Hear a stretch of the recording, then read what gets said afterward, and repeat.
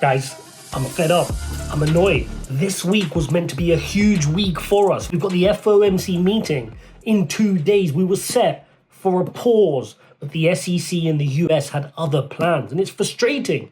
It's frustrating that this moment which we were waiting for the whole rate hiking cycle comes to this point where the SEC know exactly what they're doing. We've got a huge week ahead. I'm going to break down some of the key things that we're looking out for and also where we stand in this market. Let's get straight into it. Guys, we've got Bitcoin sat here at 25,800, holding up pretty well, right? Holding up pretty well.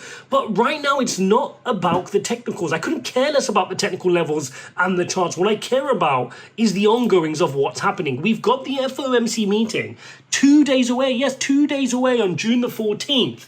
And the market, 75% of the market is holding strong, expecting us to finally have that pause which we've been waiting for.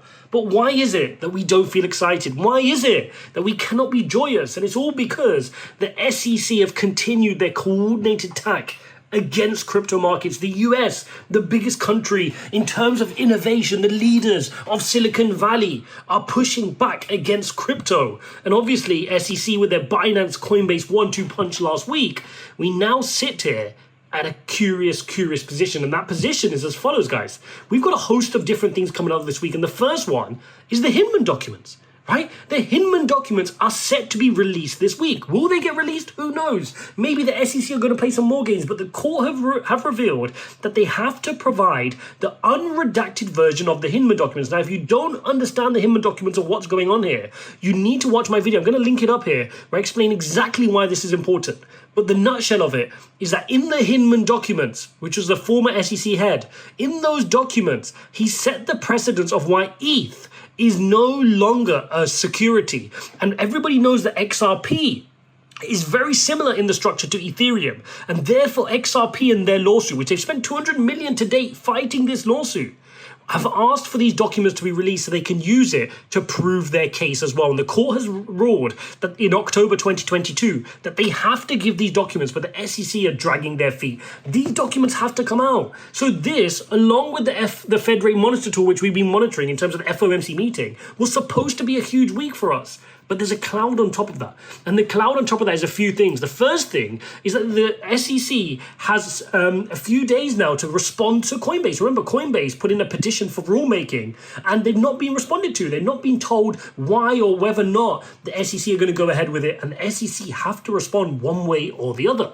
On top of that, the SEC decide to put their hearing against Binance on the same day, tomorrow, as CPI. So you can see here, this on the Binance website, they're going to do this, and they're coordinating it purposely so that they're going to have the hearing on the exact same day that the Hinman documents are supposed to be released. This is also the day we get the CPI readings. Guys, we're expecting the CPI readings, 4.9 last time. This is predicted to drop down to 4.1. This will be nice news.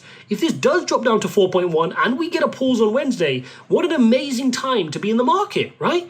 Well, for traditional markets, but the fun has been taken away from crypto. If we also jump on over to the core inflation rate, this is sitting at 5.5. That's expected to notch down to 5.3. So it's a very, very important week. But the US are still not playing ball. And there's no better evidence than the US not playing ball than to look at this.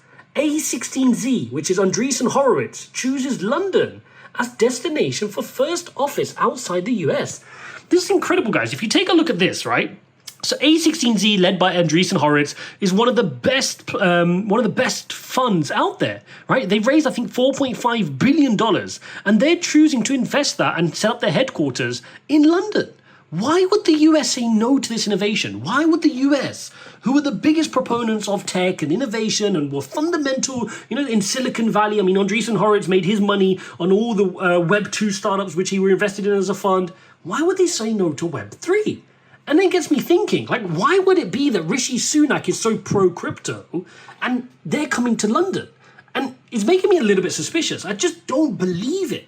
I feel like the US is up to something, and I think the UK is in on it as well. I can't for the life of me think that the UK would have its own brain, and I live here, by the way, guys, in London.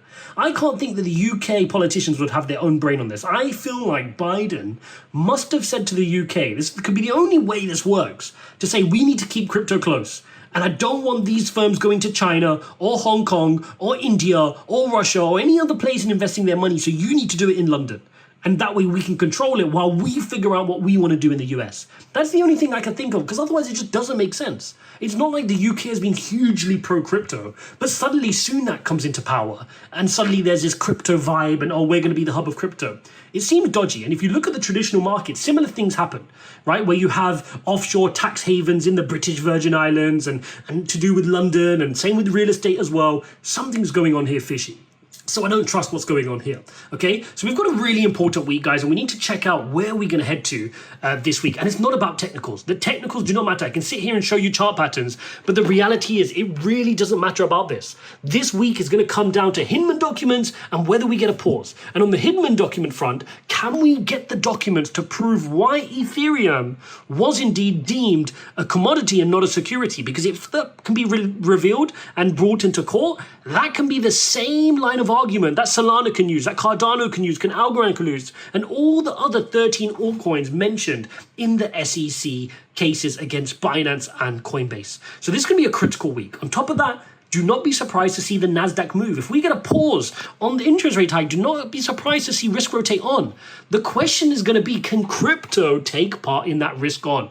That's what I want to see. Is crypto going to be down and out and depressed, or can crypto decide that, you know what, we're ready for a move. We're going to go back fight for 30 and 31 and move onwards. It's all going to come down to that. It's going to come down to whether we can take part. And I think that sentiment is going to come down to 1, the Hinman documents, 2, the hearing, and 3, looking at CPI and how the data comes out. Make no mistake about it, it's a really, really tough time for crypto. This is one of the most major attacks crypto has faced. Yes, we've been through Mt. Gox. Yes, we've been through Terra Luna. Yes, we've been through so many different things. China banning it, Hong Kong, you've had issues with India banning crypto. But this is the leaders of the free world. This is the leaders of the reserve currency. Normally so pro-innovation, making a clear indication that we're going against crypto. And unless we hear some voices from the US come out and say, hang on, you're pushing way too far. You're pushing all this innovation away from us. We're not having it. Then it's going to be a tough time. We've got to be open to understanding that. We can't just keep our heads in the sand and say, oh, it's fine, crypto's going to be fine. No. If the US cannot invest in altcoins, if exchanges are prohibited from operating, it's going to be difficult. Right? It's one of the richest nations in the world. You're looking at a lot of disposable income where people would want to invest in crypto. It will now become difficult for them to do so. So let's keep that perspective. That being said, the adversity is what makes crypto fun. That adversity is exactly why, if there's a percent that this goes to the upside, that is why we invested a part of our portfolio. But this is why it's so critical to risk manage. Manage your portfolio, make sure you're not overexposed, make sure you don't have all your income in crypto, right? These are why we say these things, even when times are looking good. This is why I constantly said, guys, only keep a certain percentage of your portfolio in crypto. Make sure you're diversified, have enough Bitcoin, have enough Ethereum. There's a reason behind all of this. And hopefully you have been following that. Hope you guys enjoyed this video. Don't forget to smash up likes. Don't forget to subscribe as always. Check out the links in the description. And I'll see you in the next one.